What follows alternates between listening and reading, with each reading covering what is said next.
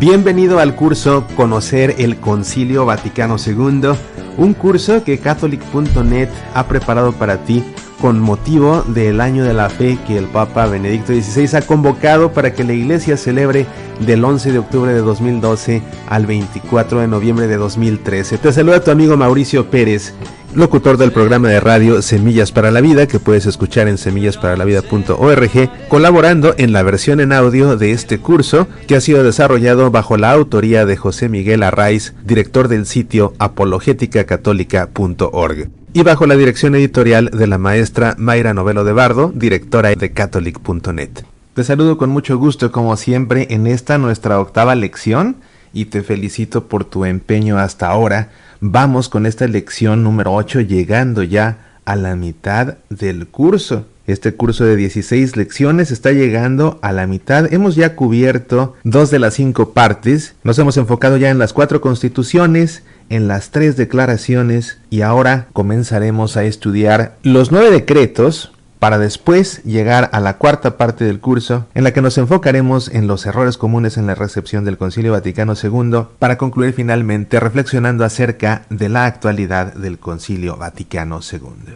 Y así comenzamos esta cuarta parte de nuestro curso, enfocándonos en el estudio de los decretos adyentes sobre la actividad misionera de la Iglesia y Apostolicam Actuositatem sobre el apostolado de los laicos.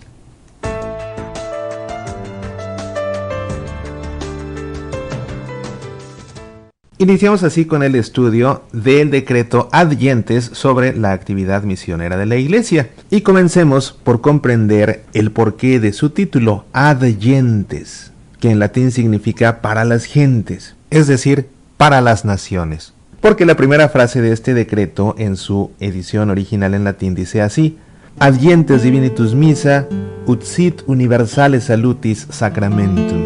La Iglesia, enviada por Dios a las gentes para hacer el sacramento universal de la salvación, obedeciendo el mandato de su fundador, por exigencias íntimas de su misma catolicidad, se esfuerza en anunciar el Evangelio a todos los hombres. Como ha explicado el Papa Benedicto XVI respecto a la naturaleza misma de la Iglesia en una de sus homilías, la Iglesia existe para evangelizar. Fieles al mandato del Señor Jesucristo, sus discípulos fueron por el mundo entero para anunciar la buena noticia, fundando por todas partes las comunidades cristianas. También en nuestro tiempo el Espíritu Santo ha suscitado en la Iglesia un nuevo impulso para anunciar la buena noticia, un dinamismo espiritual y pastoral que ha encontrado su expresión más universal y su impulso más autorizado en el Concilio Ecuménico Vaticano II. Este renovado dinamismo de evangelización produce un influjo beneficioso sobre las 2 ramas específicas que se desarrollan a partir de ella. Es decir, por una parte, la missio adyentes, esto es, el anuncio del Evangelio a aquellos que aún no conocen a Jesucristo y su mensaje de salvación, y por otra parte, la nueva evangelización, orientada principalmente a las personas que aún estando bautizadas, se han alejado de la Iglesia y viven sin tener en cuenta la praxis cristiana.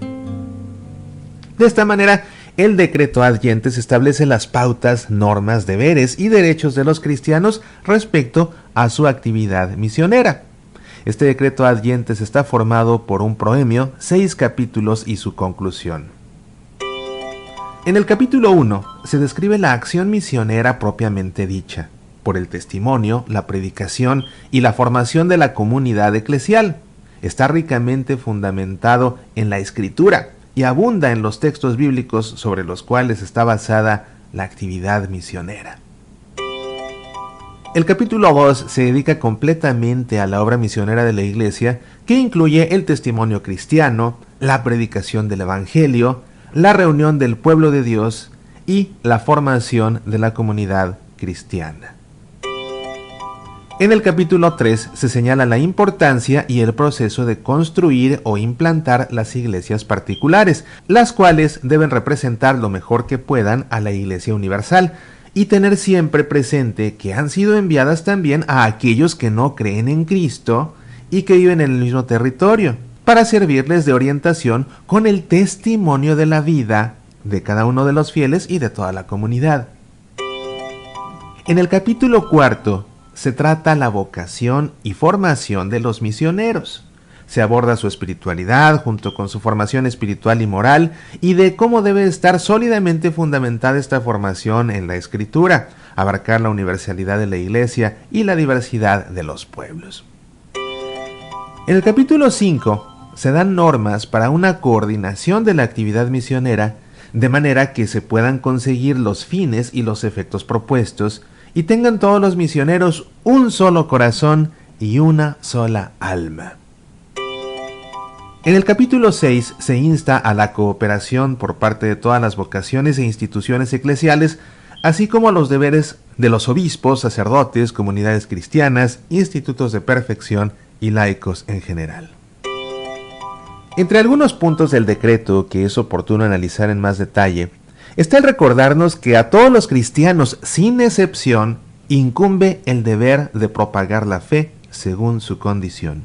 Deber que tienen que cumplir primero los obispos, presididos por el Papa, con la oración y cooperación de toda la Iglesia, y que es único e idéntico en todas partes y en todas las condiciones, aunque no se realice del mismo modo según las circunstancias.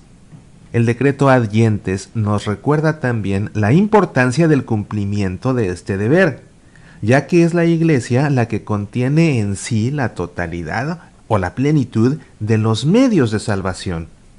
De esta manera, sin dejar de reconocer los elementos verdaderos que pueden encontrarse en otras religiones, desconoce su valor salvífico en cuanto tales. Se trataba de una de las cuestiones que más habían influido en las crisis de las misiones, y por lo cual el concilio afirma que ello no disminuye la absoluta necesidad de la Iglesia y de su misión, tanto respecto a los individuos como respecto a las religiones. Todo cristiano debe tener claro que la Iglesia no es superflua, sino radicalmente necesaria.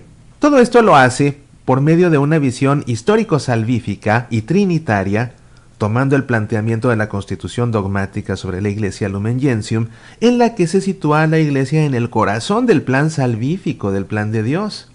De manera que si toda la Iglesia es misionera, todos los miembros del pueblo de Dios debemos asumir nuestra propia responsabilidad. El decreto Ad-Gentes también nos recuerda como elemento indispensable y fundamental para la evangelización el testimonio de vida y de cómo debe estar presente donde quiera que vivamos, de manera que todos los demás, al observar nuestra conducta y obras, glorifiquen a Dios y perciban cabalmente el sentido auténtico de la fe cristiana. Como diría más adelante el Papa Juan Pablo II, el verdadero misionero es el santo. Un documento muy importante del Magisterio de la Iglesia Católica que da continuidad a lo prescrito en este decreto Ad-Gentes es la encíclica Redemptoris Missio del Papa Juan Pablo II. Una encíclica en la que, aunque se reconocen los frutos misioneros del Concilio Vaticano II, se advierten también obstáculos que han debilitado el impulso de la actividad misionera. En esta memorable encíclica, el Papa Juan Pablo II nos invitó a renovar el compromiso misionero siempre en compañía del magisterio de la Iglesia. Ha escrito el Papa Juan Pablo II, no obstante, en esta nueva primavera del cristianismo no se puede dejar oculta una tendencia negativa, que este documento quiere contribuir a superar. La misión específica Ad-Gentes parece que se va parando, no ciertamente en sintonía con las indicaciones del concilio y del magisterio posterior. Dificultades internas y externas han debilitado el impulso misionero de la Iglesia hacia los no cristianos, lo cual es un hecho que debe preocupar a todos los creyentes en Cristo. En efecto, en la historia de la Iglesia, este impulso misionero ha sido siempre signo de vitalidad, así como su disminución es signo de una crisis de fe.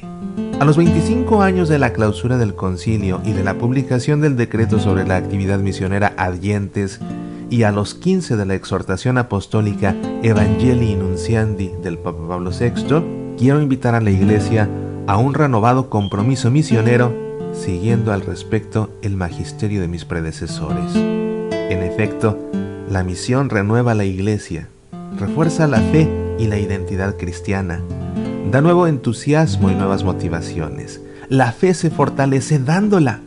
La nueva evangelización de los pueblos cristianos hallará inspiración y apoyo en el compromiso por la misión universal.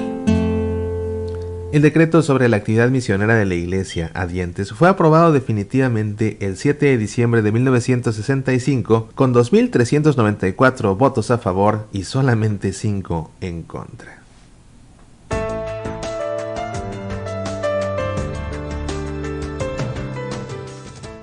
Pasemos con esto al estudio del decreto Apostolicae Actuositatem sobre la actividad apostólica de la Iglesia. Su nombre, Apostolicae Actuositatem, se debe a que la primera frase de este decreto en latín dice así: Apostolicae Actuositatem populi Dei impensiorem redere volens, queriendo intensificar más la actividad apostólica del pueblo de Dios.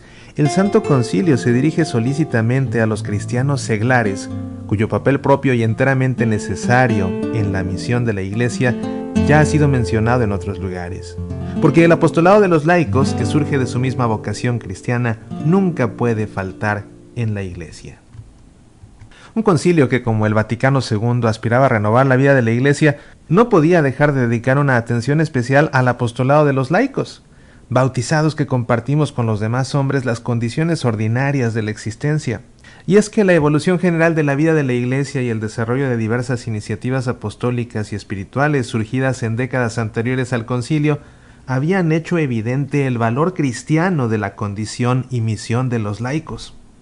Este decreto Apostolicae Actuositatem está formado por un proemio, 6 capítulos y una exhortación final a manera de conclusión. En el capítulo 1 se aborda el tema de la vocación de los laicos al apostolado y cómo se impone a todos los fieles cristianos la noble obligación de trabajar para que el mensaje divino de la salvación sea conocido y aceptado por todos los hombres en cualquier lugar de la tierra. El capítulo 2 es de particular importancia porque se detiene a analizar los fines que se pretenden lograr con el apostolado. Y para ello nos recuerda la doctrina tradicional sobre el reinado social de Cristo en la tierra. Dice a este respecto el decreto: la obra de la redención de Cristo, que de suyo tiende a salvar a los hombres, comprende también la restauración incluso de todo el orden temporal. Por tanto, la misión de la Iglesia no es sólo anunciar el mensaje de Cristo y su gracia a los hombres, sino también el impregnar y perfeccionar todo el orden temporal con el espíritu evangélico. Por consiguiente, los laicos, siguiendo esta misión, ejercitan su apostolado tanto en el mundo como en la Iglesia, lo mismo en el orden espiritual que en el orden temporal, órdenes que por más que sean distintos, se compenetran de tal forma en el único designio de Dios, que el mismo Dios tiende a reasumir en Cristo todo el mundo en la nueva creación, incoactivamente en la tierra, plenamente en el último día. De esta manera el concilio invita a los laicos a enfrentar los diversos problemas de la actualidad, junto con los errores gravísimos que se presenten, aclarando, defendiendo y aplicando convenientemente los principios cristianos. Esta restauración del orden temporal es declarada por el concilio pues una obligación en todos sus ámbitos: restauración de los bienes de la vida y de la familia, de la cultura, la economía, las artes, las profesiones, las instituciones de la comunidad política, las relaciones internacionales, etc. Es obligación de toda la Iglesia el trabajar para que los hombres se vuelvan capaces de restablecer rectamente el orden de los bienes temporales y de ordenarlos hacia Dios por Jesucristo. En el capítulo 3 se tratan los distintos campos en el apostolado laical, entre los cuales están principalmente las comunidades de la Iglesia, la familia, la juventud, el ámbito social, el orden nacional e internacional, etc. Resalta de manera especial este capítulo 3 la parroquia, por presentar un modelo clarísimo del apostolado comunitario y reducir a la unidad todas las diversidades humanas. En el capítulo 4, por su parte, se abordan las diversas formas de apostolado, tanto individual como comunitario, y cuyo propósito también puede ser muy variado, ya sea el de proponerse el fin general apostólico de la Iglesia, buscar de un modo especial los fines de evangelización y de santificación, o el fin de lograr la inspiración cristiana del orden social, Otras, en cambio, el de centrarse en dar testimonio de Cristo, especialmente por las obras de misericordia y de caridad. En el capítulo 5 se toca el orden que debe imperar en los distintos apostolados de la Iglesia, sus relaciones con la jerarquía eclesiástica, así como la ayuda que debe recibir de ella. Se aborda finalmente la cooperación que debe haber con otros cristianos no católicos, incluso también con los no cristianos. El capítulo 6 trata el importante tema de la formación, comenzando por la necesidad de la formación para el apostolado, sus principios, a quién pertenece la tarea de formar a otros para el apostolado, su adaptación a las distintas formas de apostolado y sus distintos medios de formación.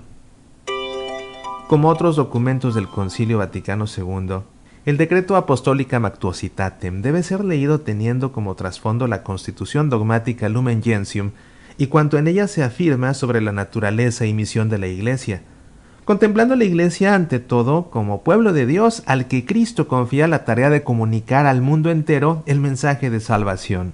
Y es que, a fin de cuentas, todo cristiano, en cuanto que es miembro del pueblo mesiánico, participa de la común dignidad de hijo de Dios y está en Cristo y por el Espíritu Santo dotado de una misión, como resume el propio decreto en la frase: hay en la Iglesia diversidad de ministerios, pero unidad de misión. Nadie es en la Iglesia sujeto o receptor meramente pasivo. Todos y cada uno en su lugar, de acuerdo con su vocación específica, somos y debemos sentirnos corresponsables de la tarea apostólica. Deja de contarte que un documento que resulta muy importante por su continuidad, sobre todo con este decreto Apostolicae Actuositatem, es la exhortación apostólica Christi Fideles Laici del Papa Juan Pablo II, una exhortación apostólica que tiene la finalidad de tratar la vocación y la misión de los laicos a 20 años del Concilio Vaticano II. Ambos documentos deben ser leídos en conjunto. Por supuesto, como siempre lo he dicho, para sacar provecho a este curso, es conveniente que leas este decreto Apostolicae Actuositatem por completo. A manera de conclusión y de reflexión, la lectura de estos documentos, el decreto Ad Gentes y el decreto Apostolicae Actuositatem, nos da ocasión para preguntarnos si como cristianos bautizados hemos tomado conciencia de nuestro deber de servir a Dios en su iglesia. Podremos decir con San Pablo: he competido en la noble competición, he llegado a la meta en la carrera, he conservado la fe, y desde ahora me aguarda la corona de la justicia que aquel día me entregará el Señor, el justo juez, y no solamente a mí, sino también a todos los que hayan esperado con amor su manifestación. Eso es todo por ahora. Me ha dado mucho gusto compartir este momento de estudio contigo. Te espero la próxima semana para seguir juntos conociendo el Concilio Vaticano II aquí en Catholic.net. Hasta entonces.